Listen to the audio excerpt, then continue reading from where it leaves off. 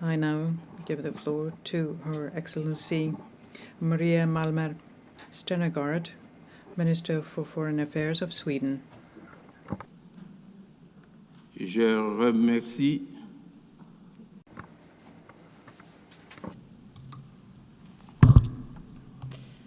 Mr. President, Excellencies, 80 years ago, nations came together. It was a bold act of faith in multilateralism, the rule of law, and the shared responsibility to save future generations from the devastation of war. But as we gather here, the world and our organization, the United Nations, are facing the risk of failing. Leaders of several nations are choosing conflict over cooperation. Around the world, we are witnessing grave violations of the rules and principles that we have all agreed to. For too many, peace is fragile, justice abstract, and dignity denied. There is so much wasted potential. The UN was founded to curb aggression and the arbitrary exercise of power by the strong against the weak. That vision remains as valid today as it was then. Mr. President, it is not only the UN that turns 80 this year, it happens to be 80 years since Astrid Lindgren published her first book about the strongest girl in the world, Pippi Longstocking, a strong-willed girl who believed everything was possible.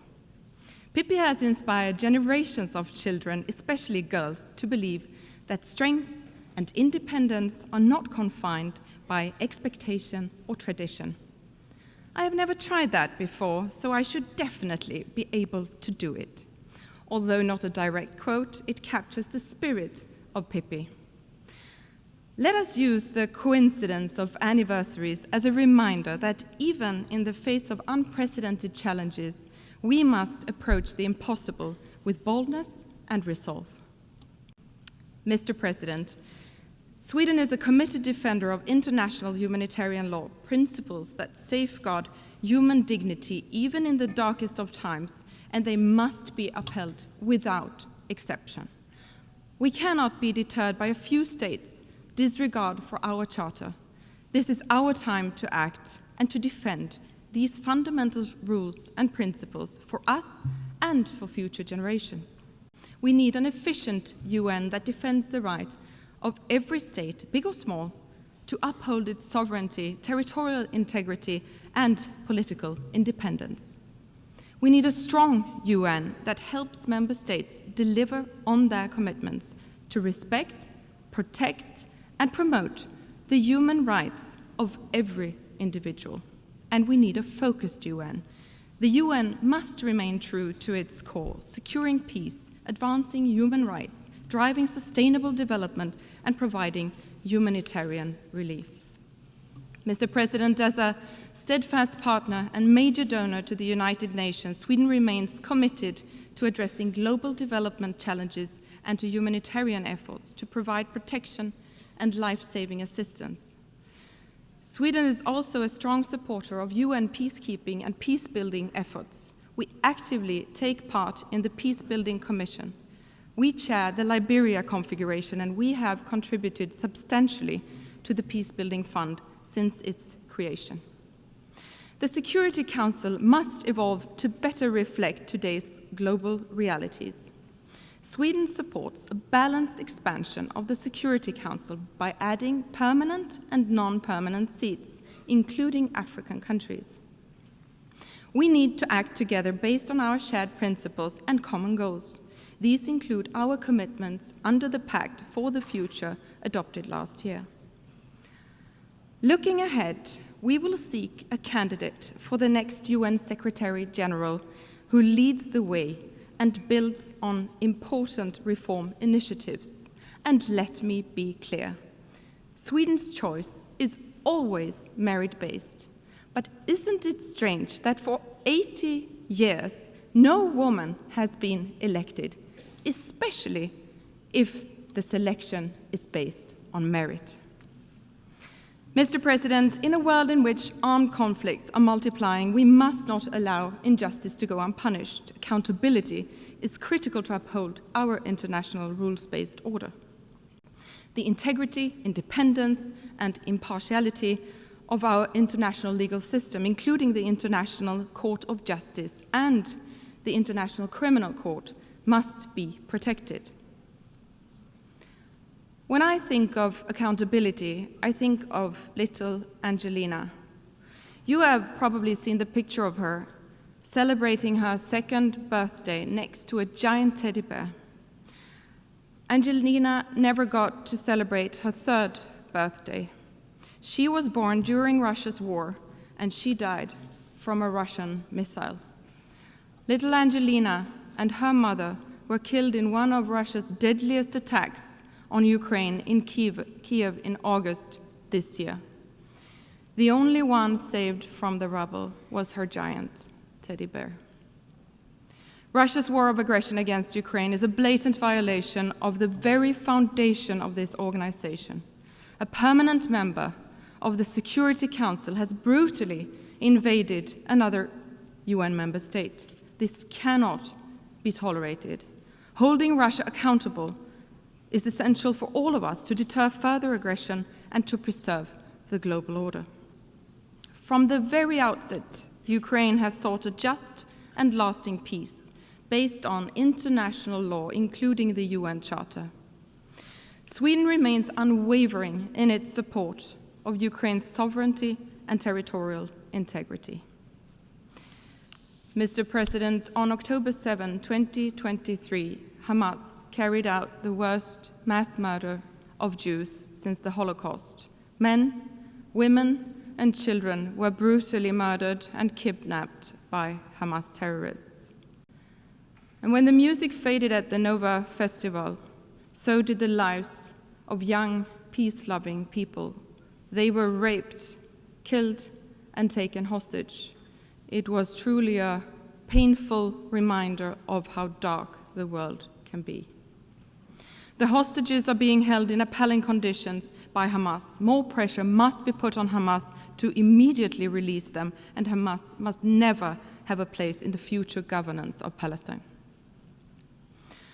The war in Gaza has led to suffering beyond imagination. We are reminded daily of the painful desperation inside Gaza. The offensive against Gaza City is worsening an already catastrophic situation. Parts of Gaza are now officially in the grips of famine. This cannot go on. Israel has a right to defend itself, but that right must be exercised in accordance with international law. And the way the Israeli government is waging its war is unacceptable.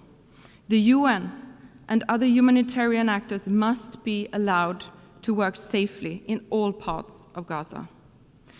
Humanitarian space must be protected and aid should never be politicized. Increased pressure on the Israeli government to change its course and meet its obligations according to international law is urgently needed. Sweden welcomes international efforts for a peaceful resolution to the Israeli-Palestinian conflict. It is in the interest of all states to not only bring this war to an end, but to ensure a sustainable two-state solution for a better future for all, both Israelis and Palestinians.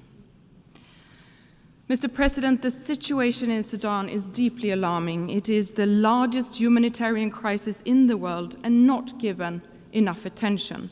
Full, safe, and unhindered humanitarian access and immediate ceasefire and negotiations, ensuring a return to civilian rule, are urgently required. Conflicts all over the world are wasting human potential.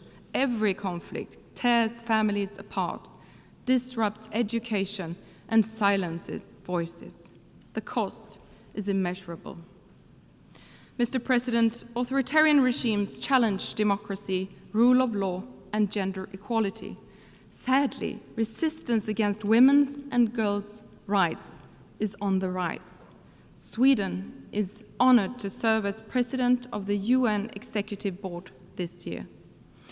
Gender equality is too often framed as a women's issue, which is a profound misunderstanding. Equality is not only a value we should aspire to, it is a driver of progress.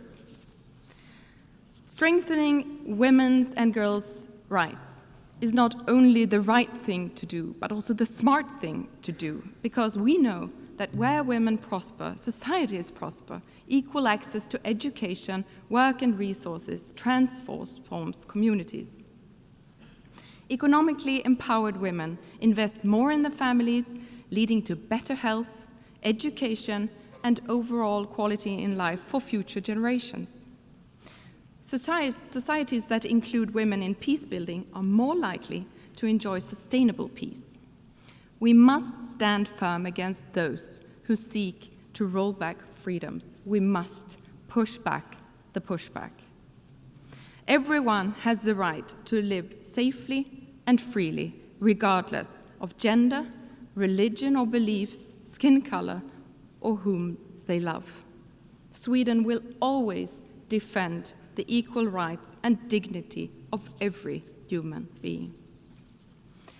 Mr. President, the crisis of our time, armed conflicts, climate change, extreme poverty, demand urgent collective action. But public aid alone is not enough. To achieve our goals, we need to mobilize finance from every source, not least private capital.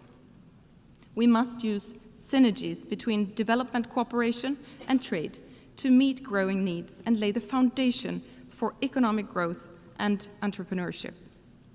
The green and digital transition brings great opportunities in terms of jobs, growth, and solutions to mitigate climate change and achieve the goals of the Paris Agreement. Emerging technologies such as AI hold immense promise in addressing some of our most pressing common challenges. The global community must support innovation while addressing risks. Mr. President, the UN was not created to take mankind to heaven, but to save humanity from hell. These words of the second Secretary General of the United Nations, Dag Hammarskjöld, remain just as valid today. These are difficult times, but times have been difficult before. Let us not surrender to despair. Most nations continue to stand by the fundamental principles agreed upon 80 years ago. We should not let this anniversary become a celebration of the past alone. Let's see this as a call to action. Let's embrace the spirit of Pippi Longstocking and carry on with fearlessness and conviction. Together we must act for ourselves and for future generations. Let them inherit a better, freer, and fairer world than the one we found. For my son, Christian, and for my daughter, Kajsa, for all our sons and daughters who deserve to grow up in a world where their paths are not limited by their gender, tradition, or violence. We must not let potential go to waste. We must not let them down. I thank you.